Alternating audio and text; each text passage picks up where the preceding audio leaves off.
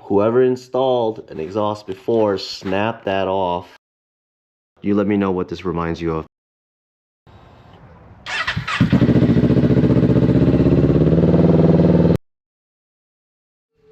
Before we do get down and dirty, just wanted to show you the Hindle Evo Megaphone exhaust and what you get with it. Obviously you get your header pipe, the mid pipe, and the canister.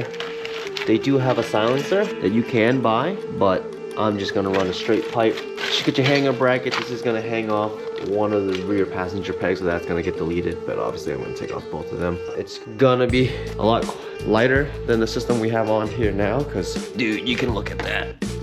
That canister from OEM is so big, so large compared to the little Hindle one. I ran this brand of exhaust on my R6 and my 2015 R1. I love the sound that it produces. Super throaty, not really too raspy, but I'll do a comparison video between the stock exhaust, this, the old slip-on that I had buried back there, the Leo Vince, and this full system. Check for that in a couple of weeks, hopefully when I get this bike actually put back together. But yeah, we're gonna get started on the install. The only thing you really need to be concerned about is being careful taking off your O2 sensor, because there is a port on the mid pipe for it too, and also the stock exhaust bolts. If you have issues, you might have to take off your radiator, or at least unhook your radiator from the mounting points and move them aside so you can get a wrench in there. Other than that, pretty straightforward, so let's go.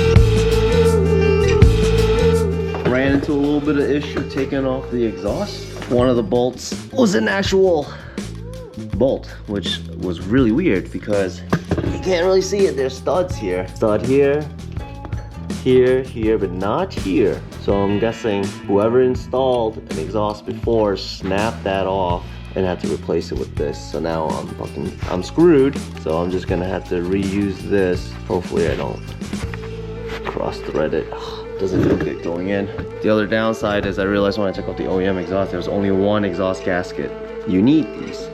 So now I have to make a phone call to a local shop and see if they have a Ninja 400 exhaust gasket. The downside of buying used bikes, you never really know what's in them or what's been done to them or what's happened to them. That I had waited a little bit longer than I should have to get this bike project started. So we are where we are. Gonna make a couple phone calls and see what happens.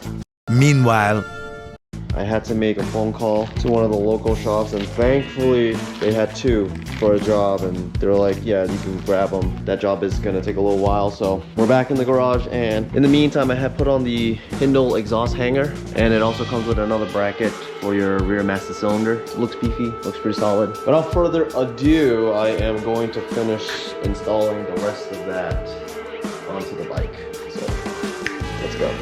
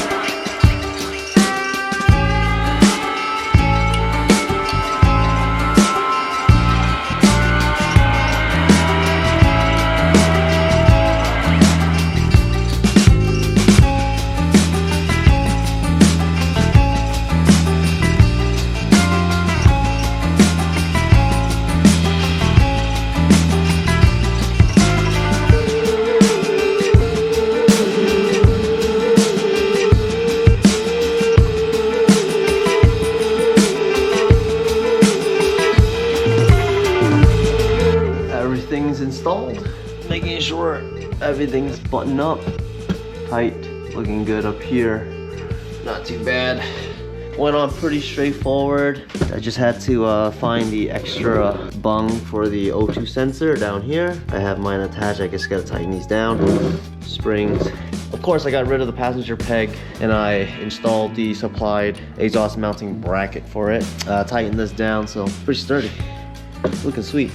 So the last thing I'm gonna suggest before you fire up your bike with the new exhaust is to wipe down all the fingerprint marks on it, because once this thing heats up in its first heat cycle, what it's gonna do is those oils from your hands or any other solvents that are on it will burn onto the pipe and it's gonna be there forever. So before you fire it up the first time, I suggest taking some brake cleaner or some multi-purpose solvent, spray it down, wipe it clean, and start it and let it run through its first heat cycle. And fingers crossed everything's good. And I think that's what we're gonna do right now.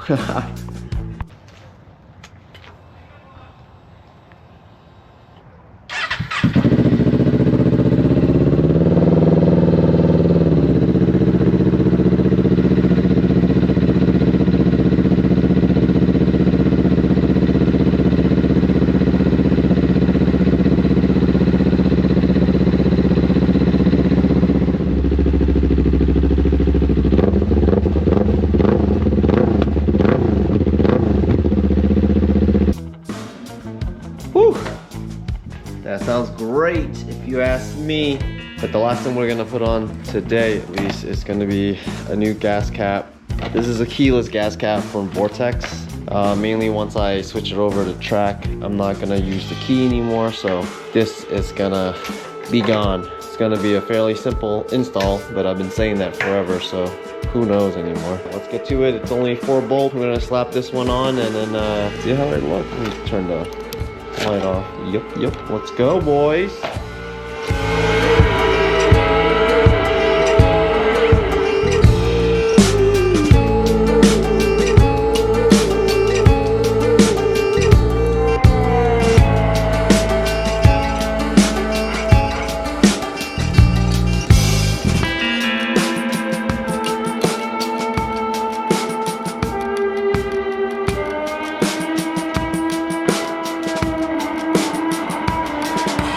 Welcome back to the build. Day, whatever it is now. Part, whatever it is now. I totally forgot. I think it's probably day 3, part 2 on this build. You just saw the K-Tech steering damper, which is going to live here when all said and done. And K-Tech's instructions are pretty terrible, but following the guise of internet installers, I have already done part 1 of 2. I have drilled out the OEM steering stops here and tapped it for a 5 by 0.08 socket cap that is provided with the kit. I added a couple extra washers just so I can have ease of mind that once it goes to here, it's not going to hit anything. Don't really know if you can see that, maybe from up top. It also adds a little, you can see it here, gives it a little bit buffer before it actually hits the OEM steering stop, and that way it allows for the K-Tech to have room not to bang up against the forks. I'm gonna do it on this side now, so join me for the plethora of drilling that is about to happen. This is not fun.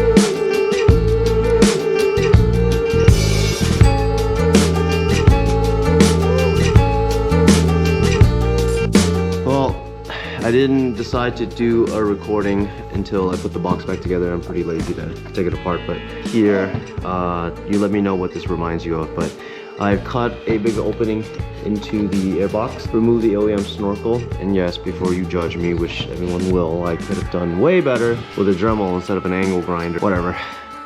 Inside is the MWR race filter. It's super sticky from the vendor, which I was a little bit taken aback by. Super sticky. So installed the Graze Velocity stacks, and I did the modification to the airbox to remove these channel fins to fit the stacks. Next up is basically putting it back together once I get all the other control mods on. This should allow the engine to breathe much better, so I'm pretty excited. Overall pretty easy to do, but yeah, I can't get over the look of the space. It's like Nesferatu? I don't know. The Hunchback of Notre Dame? Yeah, that guy. We're out.